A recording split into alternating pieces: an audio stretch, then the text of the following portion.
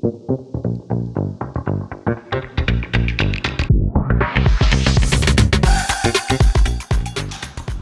everyone. Welcome to my talk. My name is Mario Bodemann, and I have to thank DroidCon for sponsoring me to be here today. Except for standing here and speaking to you, I also love to play around with those little things. This is a digital badge, and you will know afterwards everything. And to not confuse the AV guys some more, I just removed this one. If you want to get into contact with me, you know where I am. Just come to me afterwards. Like most of the stories, this one has a beginning. I present to you the talk we gave in the DroidCon in Berlin, where we were talking about this little badge I was showing you that is essentially an e-ink display that has a USB port, runs Raspberry Pi 2040 on it, also called Pico. And with the badge over there you see on this screen, you connected it with a little USB-C to USB-C adapter to an Android phone. And then the Android app running on this phone was able to send over the right signals to the badge to then display the actual e-ink image you were sending. And for e-ink, the nice thing is, like, as soon as you disconnect it from the power, like you disconnect it from the phone, it's e-ink. It still stays, right? It stays there forever. It's once magnetized, it's there. So the nice thing is this is perfect for conferences, right? So you come to a conference, you plug it in, you have your own data on it. And we actually had like some fun experiences with this. Like, how do you write apps for the badge, right? This was what we did in Berlin. Again, just like, again, if you want to be in Berlin, please do. We found actually that like nobody understands what's happening here. This is also a teaser for my Berlin Droid talk. Take a look at it, because we were able to get 160 people write code from the app together. So they were coming to the GDG booth and saying like, hey, I want to get one of those badges. How do I do this? Well, you got to work for us. So they wrote a little piece of code that was meaningful, then contributed to the app. So for instance, what you were seeing before, there was a little QR code on my badge. This one came from the community. And if you want to follow up on this one, this QR code will also be on later. This is publicly available. You can follow it and see where the code is and what we're doing with it. That's the picture break for the ones in the screen. But let's abstract from it. So right now we have the app works, but I was faced with the problem that now 100 people, I had 100+ badges, they all needed to get flashed with the firmware. So my initial idea was I'll just write a quick Python script that connects to the file systems and does the USB transformation, which is great because it runs on my machine. And on my machine only, because I was the one using Linux there. I don't know who is using Linux regularly in the audience. It didn't quite translate to other programs or even operation systems. But then also the question is like, okay, I have now an Android app. This Android app is great to create name badges where I can type names and like maybe make QR codes or web calls. Is this the easiest way to edit images on your phone? But also, like, we put so much effort into the dithering algorithm. Dithering means how do I get from a colorful image only the black and white pixels I need for the badge. Is there a way that I can make this usable outside of Android? And teasing it a bit, there was no KMP on it yet. So what's the solution? Well, we take a look at Kotlin Multiplatform. So this is the idea, right? How do we take the smart things we develop together and make it even accessible for more? Maybe we can make it platform independent. Maybe we can make it run on Mac. Maybe we can make it run on Linux. Maybe on Windows. Maybe on iOS. And how can we then also, like, once we have it on those platforms, use the new abilities we have? So can we make a desktop UI on it? Can we learn something about desktop compose so that we can forget about Swing and AWT? and also understand a bit more about what is this expect and actual I keep hearing so much about at the DroidCons. But maybe that's also a good starting point to get into like, okay, let's think a bit about the architecture. And as we all like to draw boxes, this is me drawing boxes. We have essentially 3 layers here in place. We have the application layer in green, which is like where the icons are, whatever the platform needs in order to build an application, to build something I can run afterwards. Those applications speak to a library that is called batch in the rest of the code. And this library uses Kotlin Multiplatform to then redirect its tasks over to Android, to Mac, and to Linux. So far for the theory, let's put it into a bit more with the expect fun and actual fun. So in the library part, I defined an expect fun platform. So this is the function I want to be used in no matter which platform I am. So for Android, I want the get platform to return Android. For Mac, you can guess where this is going. And I want to call it like this from my launcher, for instance, right? So this is currently the terminal app where I just use a print line statement and just call the function as if I know that it is already having the body I need. And then what's missing for the storyline here is like the actual body for it. And here is coming the actual keyword in it. So for every yellow box we see down there, I have to actually define the expected functionality. And in this case, it's just a string, a function that returns a string with the actual keyword in front of it. And this is replicated for all of the 3 platforms you can think of. So far, this is an easy one, right? But now let's take a look. OK, I want to have the badge connected to my device. Let's say it's a MacBook. It can be a Linux machine or an Android. I need to also obviously specify platform-specific ways how to interact with the badge, but having it platform independently accessed from the outside. OK, what does this mean? We are going back and just making the example we had a bit more complicated. In this case, I'm still in the middle part. In the library, I define what I would expect all of the platforms to deliver me. I define an interface that then will be implemented by all of the platforms. The interface gives me the ability to send a payload, like the image plus a bit surrounding it, whatever the badge offers, and the general function of is anything connected currently to the hardware device. Like, is a badge connected to the hardware device? Then I found another interesting way, which is like you see the expect class environment, right? So for Android, I probably need a bit of a different environment, I called it, than I need for macOS. And therefore, I need to say like, hey, whatever the environment will be, I need the platform to be specifying what it actually means. So that's why I say expect class environment that can contain more information.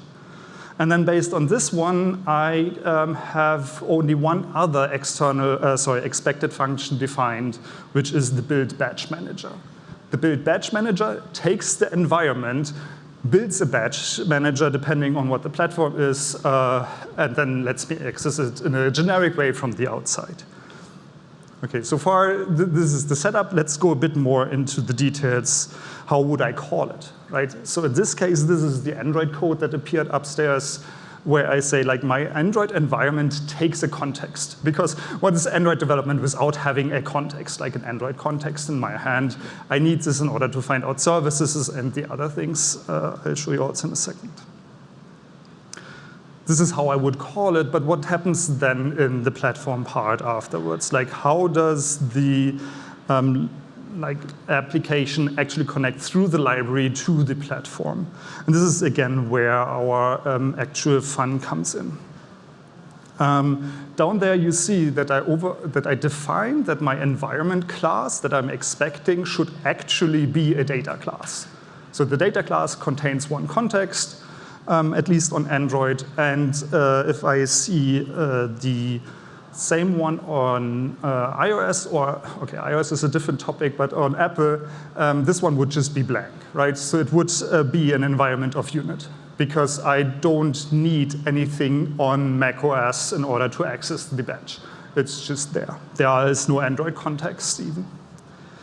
And then the implementation for the build badge manager is similar, right? Again, I take the environment and then put it into the Android badge manager who saves the context and then does specific things on it. So let's take a look on what does an implementation for Android actually looks like for the Android badge manager in this case. So this is one of the functions that the interface needs to implement in order to be part of the platform. And in this case, it is the send payload function. This actually method uses Android specifics, right? So like you see something like the USB manager, which is the default USB manager interface you can get when you're taking context.getService. And then I go through the devices I see there and then filter, because the device list, I'm sorry, I'm ranting a bit, obviously does not return a list, but a map. I'm sorry, what? And therefore, I need to filter by value once more in order to then find out, is the USB connected to my Android device currently the one I'm looking for? And how I'm doing this is by using first or null exactly with the product name. So every USB device on Android will show up in this list, and I see whether it contains the name, for instance, Badger 2040. Once it's there, I know I have a Badger connected, and then I can send a payload to this device. That's the Android side of things. Very Android specific, very Android heavy, which is great, that's why we're here. But let's say we want to expand our horizon and take a look, how does the Mac side of things actually work? This is the Mac side of things. Here I redirected most of the work, to be honest, to the file system, because once you plug in the badge to your Mac, your Mac, end of sentence, you will find that in the /dev folder, there will be a CU file existing. And the CU file will be essentially the serial connection to the Badger 2040.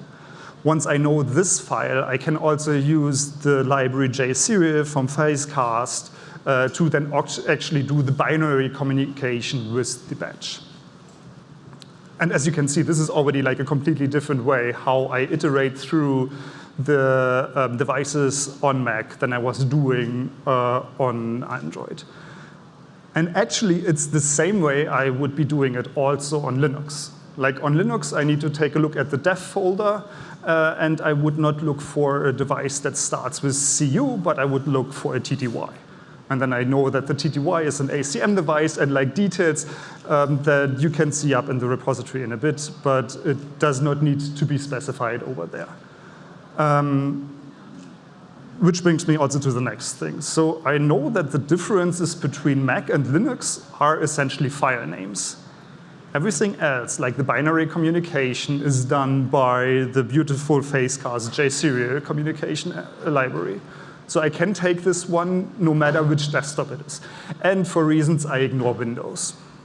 Please ask me afterwards why. And also, the fancy magic values you're seeing over there are coming through trial and error. Because I didn't find out the baud rate easily, so I needed to experiment with the given values. Now I said already that like Mac and Linux are able to share a lot of the same code. So I have to admit the story I was showing here was obviously an abstraction. In reality, our our app looks a bit more like this. So there is on the part that is a desktop or a terminal app actually another abstraction layer, which I call JVM here. And then the JVM can be used as a base for the Mac or Linux implementation. And the Mac or Linux implementation is essentially overwriting the file names or giving the JVM implementation different file names. And this is how I define it in Gradle. So we are not changing the language. It's still Kotlin, but we are going a bit into the build setup. Because I found it also very interesting to find out how would I build a multi-platform setup that has, like, in the same platform, different specifications, but with some things they share in common. It all starts with finding out where are you actually. What platform are you currently building with? And currently I found the way that you can obviously use, since it's a Gradle build script, code. So I asked the build script, hey, what is your current OS that you see in line 4, right? And if I say the OS starts with Mac OS, well, I'm most likely on a Mac. And then I can, on the Mac, create a new JVM module that is called Mac, that will be also having the source folder Mac main in the whole project in the end. And then do other specifications or specific changes I need to do on the Mac OS parts. Also, it can tell me, like, hey, if I found you are on an operation system that is not supported yet, I just break your build. Because, like, at this pace, it's not configured yet, it's not supported, so let's break early before there are weird things happening. Now that we have the Mac, or you can do the same thing for Linux, defined, let's find out how we are making the base, right? And in this case, it's going through source sets. So a source set is a set of sources, and I say that my JVM main is a new module, I want to say. I want to have inside the JVM specification and say that it depends on the common main, right? So the common main is the module where we define the expected fun and so on. And once we have the JVM main defined, we can actually make other things base or depend on the JV main. Again, keep my beautiful boxes in mind that once we found that we are working on the macOS platform currently, we can create a new module that is called Mac main and is actually dependent on the other source set from the JVM main. I found this quite funny. And if you want to get more details, again, the repository is open source, and I'm happy to talk about it in a bit. OK, so this was the rundown quickly on how I'm currently architecturing the app, but the question, or the companion, or however you want to call it. But the thing is, like, how did I get there, right? This didn't fall from sky. I just want to quickly explain my way of thinking and, like, hope to also get feedback on, does this make sense? Is there something I overlooked? I got the step-by-step approach. Like, first, it's good to read a bit, right? Reading is always important. And then from the reading, you can also take the learning away. I started with just, like, I clicked through the IntelliJ projects, created a KMP project, and just took a look at it, read through what's happening there, what can I understand, what can I not understand, and the things I cannot understand are amazing, so let's play around with this, change things, see what breaks. And I got this way with, like, a small sample app, because, like, if I go complex first, if I would have taken the base code from the batch before, I wouldn't have understood what I'm changing, because this is already too complex. But with a smaller sample, it's more likely, not necessarily guaranteed, that I understand what's happening. So yeah, I played around with the Kotlin version. I set it to 1.9 whatever and found out, like, hey, wait, if I change this one, I need to change the AGP version. And if I change the AGP version, this doesn't work with Compose anymore. The desktop, you know where I'm going with that. So, like, I found a version that works for me, TM, right now. So fingers crossed that it still works when you're checking it out.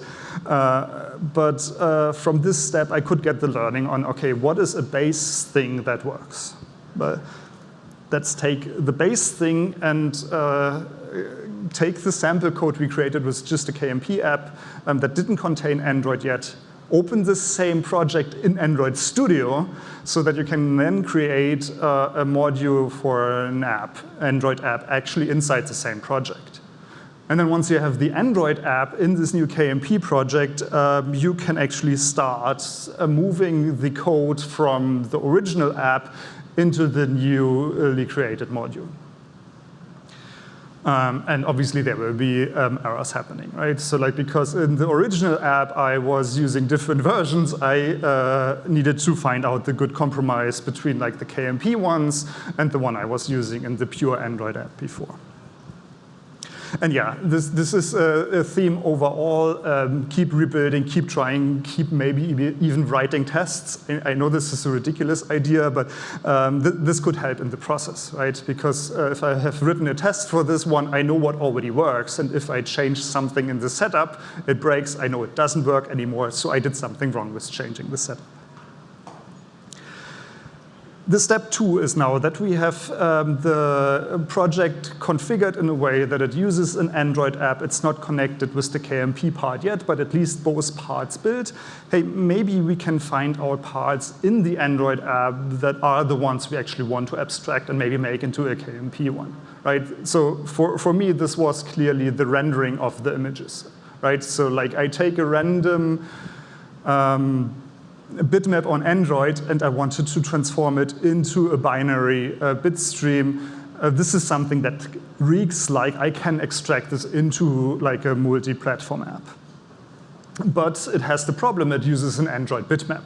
So in order to use the functionality that is using Android bitmap at first, I need to abstract away from the Android bitmap. So I need to find a common way how a picture gets described that doesn't use Android specifications or Android libraries, but can also be used by, let's say, desktop. So what did I do? I reduced it to pixels. So in the end, my algorithms work on an int buffer that represents pixels in a binary, in like just one int per pixel way. And this is platform independent, right? I think you can express every image as a bunch of pixels that represent one int each. So once I have like this abstraction made, right, I only want to run on int buffers, I can now also abstract away or take my currently existing algorithms and make them run over int buffers instead of an Android bitmap. And once this transition is done, you commit this code so that it's there. You have the tests that are running, right? You can go a step further and now take the abstracted part that uses int buffers and move this over into the common part, into the library part that should be used across platforms. And then you can start, once it's inside the common module, to make the Android app actually use the common part of the module so that you can still prove that the Android app still works as before, but now just using int buffers and the actual KMP part. Once you're doing this one, you also need to make sure that all of the other platforms you're supporting just do something confirming to the specs. So like you just have dummy calls for everything JVM or desktop related. Like it's not working and it's supposed to be not working yet. And then once you have done the Android app, you can like start extracting from there and like taking it over to the other apps, right? So I actually started with the terminal app because it's just like the UI is rather overlookable for me. Which is command line parsing, that is okay. And then I could take the learning from there, like how do I get an AWT image? Yes, they reappear every so often, or a buffered image. And how do I convert this into an int buffer, and how do I take then the int buffer and put it into the module? And then once I have this learning, I can also take it into the desktop app, right? Yeah, and this continues, right? So like you start branching out into undiscovered territories yet. So like what started with Android, where I was the most familiar yet, I was going into like, hey, how does this work on Mac? How does this work on Linux? What are the differences there? And how do I load images on a desktop app? All of those code I was describing about the buffered image is independent whether it's Mac or Linux, so I put it into the JVM main, like the yellow box that is on top of the Mac or Linux code. And yeah, obviously I keep saying this, but I think it's rather important. Please write tests, and this makes life so much easier. Oh yeah, and also I'm a great UI designer, right? So like on the slides you see just what I could come up with actually using Compose for desktop. to just like make the image selection happen. So like if you run this app on your platform, you can select any image on your drive, convert it into binary image, send it over to your connected batch. Okay. I think you know where I'm getting through. Like once you're at this stage, you can like abstract from it and think about like, okay, maybe I don't just want to like load random images from my platform or from my hard drive. Maybe I want to use the camera or want to use drag and drop functionalities on the desktop app that weren't available on Android. How can I make the most out of this platform would be like now the step that continues and I haven't written down here. So write test first, do a new feature on it, build it, see how it works. Okay. So let's go into the nice learnings and the findings I had. Even though you're using Jetpack Compose, you will not get away with not using JFrames, right? Because like you have to create an image, like if you're like me and creating it, like you're creating a text box that contains text, which is actually the name, you would need to render it somehow.